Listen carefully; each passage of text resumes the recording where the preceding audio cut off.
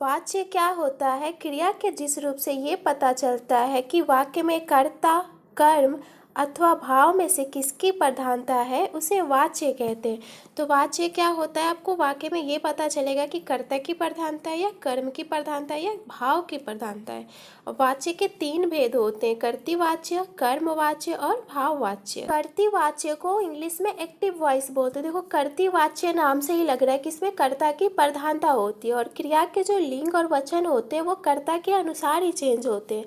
इसमें सकर्मक और अकर्मक दोनों क्रिया होती है। सकर्मक क्या होता है? जिसमें कर्ता, कर्म और क्रिया तीनों हो। और अकर्मक में क्या होता है? कर्म नहीं होता, उसमें सिर्फ कर्ता और क्रिया होते हैं। जैसे देखो, लड़का दूध पीता है। लड़का क्या है? कर्ता है। जो काम करता है वो क्या होता है? कर्ता होता है। और पीता है क्या है? क्रिया है। तो जो कर्तृवाच्य होता है ना, उसमें जो क्रिया होता है वो किसके अनुसार होता है? कर्ता के अनुसार। तो यहाँ पे लड़का क्या है? पुल्लिंग है, इसलिए यहाँ पे क्रिया क्या है? पीता है। लड़के क्या है? बहुवचन है, तो यहाँ पे क्या हो गया है? पीते हैं। लड़के दूध पीते हैं। लड़की स्त्रीलिंग है, तो उसके अनुसार से क्रिया का लिंग भी चेंज हो जाएगा। यहाँ पे लड़की दूध पीती है। तो कर्तृवाच्य में किसकी प्रधानता होती है? कर्ता की प्रधानता होती है और कर्ता के अनुसार ही क्रिया का रूप, लिंग चेंज होता है। राम पुस्तक पढ़ता है। देखो, राम क्या है? कर्ता है। राम पुल्लिंग है, इसलिए यहाँ पे पढ़ता क्या है? क्रिया पढ़ता है हुआ है।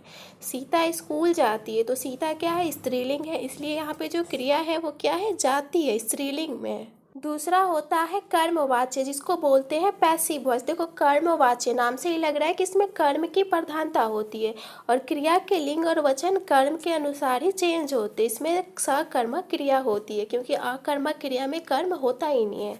जैसे देखो, मोहन ने चाय पी। मोहन क्या है? करता है, क्योंकि मोहन काम कर रहा है, तो वो क्या हो जाएगा? करता। चाय क्या है? कर्म है और पी क्या है? क्रिया है।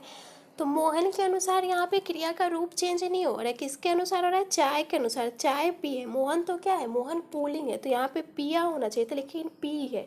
तो ये चाय के अनुसार क्रिया का रूप चेंज हो रहा है, मतलब कर्मवाच्य है ये। सीता ने दूध पिया। सीता क्या है? करता है। दूध क्या है? कर्म है और पिया क्या है? क्रिया है। तो यहाँ पे जो पिया है किसके अनुसार चेंज हो रहा है? दूध, कर्म के अनुसार। तो ये भी क्या हो जाएगा? कर्मवाच्य।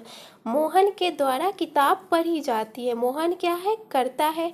किताब क्या है? कर्म है, पढ़ी जाती है। देखो, मोहन क्या है? पुल्लिंग है, तो यहाँ पढ़ा जाता है होना चाहिए था, लेकिन ये किताब क्या है? कर्म के अनुसार क्रिया का रूप चेंज हो रहा है, तो ये क्या हो जाएगा? कर्मवाच्य। राधा के द्वारा पत्र लिखा जाता है। राधा तो स्त्रीलिंग है, तो यहाँ जातीय होना चाहिए था ना, लेकिन ये पत्र के अनुसार इसका लिंग चेंज हो रहा है। तो ये पत्र क्या है? कर्म है और लिखा जाता है, इसके अनुसार चेंज हो रहा है, तो ये भी क्या हो जाएगा? कर्मवाच्य।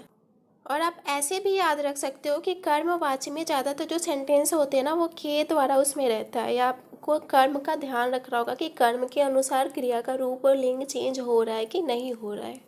तीसरा और लास्ट भेद होता है भाववाच्य। इसमें कर्ता या कर्म की प्रधानता नहीं, बल्कि भाव। भाव मतलब क्या? इमोशन की प्रधानता होती है। तो देखो, भाववाच्य नाम से ही लग रहा है कि भाववाच्य में भाव की प्रधानता होगी, इमोशन की प्रधानता होगी। और नोट में ये याद रखना है कि जो भी सेंटेंस होगा ना, उसको पढ़ के आपको लगेगा कि उसमें योग्यता या क्षमता, जो एबिलिटी होती है ना, उसकी बात होती है। और जो भी सेंटेंस होगा, वाक्य होगा, वो क्या होगा? नकारात्मक होगा, निगेटिव वाक्य होंगे। जैसे देखो, राधा से दौड़ा नहीं जाता।